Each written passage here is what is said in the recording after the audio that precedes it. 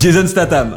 Né le 26 juillet 1967 à Sherbrooke, Angleterre, Royaume-Uni. Alors d'abord, ce qu'il faut savoir, c'est qu'avant qu'il commence sa carrière d'acteur, pendant 12 ans, Jason Statham a fait partie de l'équipe de plongeon de Grande-Bretagne. Ce mec, quand il est torse nu, t'as envie de le pousser dans ton bain et de le fesser violemment. Et en janvier 90, ils sont arrivés 8ème au jeu de Commonwealth. Son physique musclé lui a même permis de faire de la figuration dans des clips vidéo. Précisément dans 2 clips. Dans le premier, il dansera de façon sensuelle avec un slip léopard. Pardon? Laissez-le moi, je vais le bouffer. Et dans le deuxième, il aura un maquillage argenté enduit sur tout le corps. Il portera juste un simple caleçon. Comment il dégoûte. Il gagnera ensuite plus tard sa vie en tant que mannequin. C'est à l'âge de 30 ans, en 1998, que Jason Statham commence sa carrière au cinéma. Il a été présenté à Guy Ritchie, le réalisateur de Arnaque, Crime et Botanique, qui cherchait des acteurs pour son film. 2 ans après son premier film, il jouera dans Turning Up, la loi du ghetto, avec le célèbre rappeur Ja Rule qui tient la tête d'affiche. Cette même année, on retrouvera l'acteur dans Snatch. Dans cette comédie policière, il jouera le rôle de Turkish.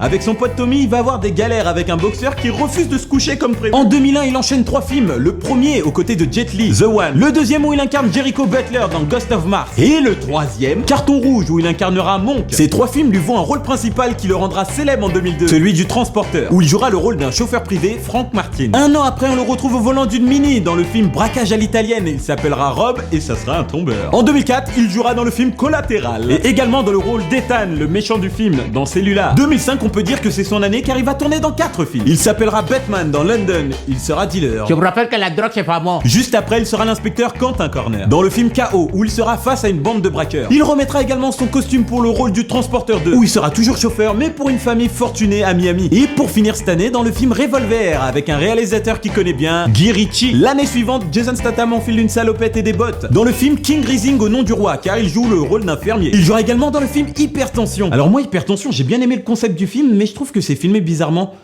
Est-ce que il vous a plu? Vous pouvez me mettre en commentaire au cas où, comme ça je regarderai. Il sera également dans le film comédie La Panthère Rose, mais il ne sera pas au générique, il n'a pas été crédité. En 2007, il va goûter aux arts martiaux de Jet Li, car il va l'affronter dans Rogue, l'ultime affrontement. Un an après, on le retrouve sous le nom de Terry. Il sera dans le film Braquage à l'anglaise, mais aussi dans le film que j'aime beaucoup, Course à la mort. On le retrouvera également dans Transporteur 3, mais là ça sera un tout nouveau Frank, car le tout nouveau réalisateur veut mettre le paquet et lui demande de combattre différemment. Jason va combattre de façon plus poétique, chose qu'il a bien fait parce que le résultat est magnifique. Après le Transporteur 3, il enchaîne les films d'action. On le retrouve dans le remake de 13, Hypertension 2, et dans le film d'action Expendables. Alors quand tu veux voir ce film, tu poses ton cerveau, parce que ça va faire pif, paf, pouf, et c'est tout. On le retrouvera également dans Le Flingueur et dans Blitz. En 2011, il trouve le moment entre 2 films d'action pour prêter sa voix à Tybalt dans un film d'animation, Gnoméo et Juliette. Et puis après, il enchaîne avec Killer d'Elite, le second volet d'Expendables. L'année suivante, il aura le rôle de Luke dans Safe. Alors moi, ce film, il me fait penser à Wasabi, je sais pas si vous vous en rappelez, avec Jean Reno. Il sera dans Parker et dans Homefront. Il fera aussi un caméo dans Fast and Furious 6. Ouais, je m'en rappelle. Il le téléphone, il dit ouais, t'as caché la gueule de mon frère.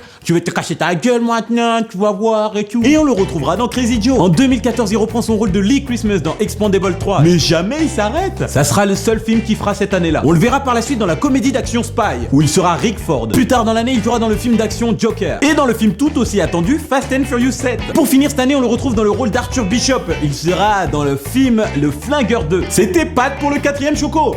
Bisous, à demain.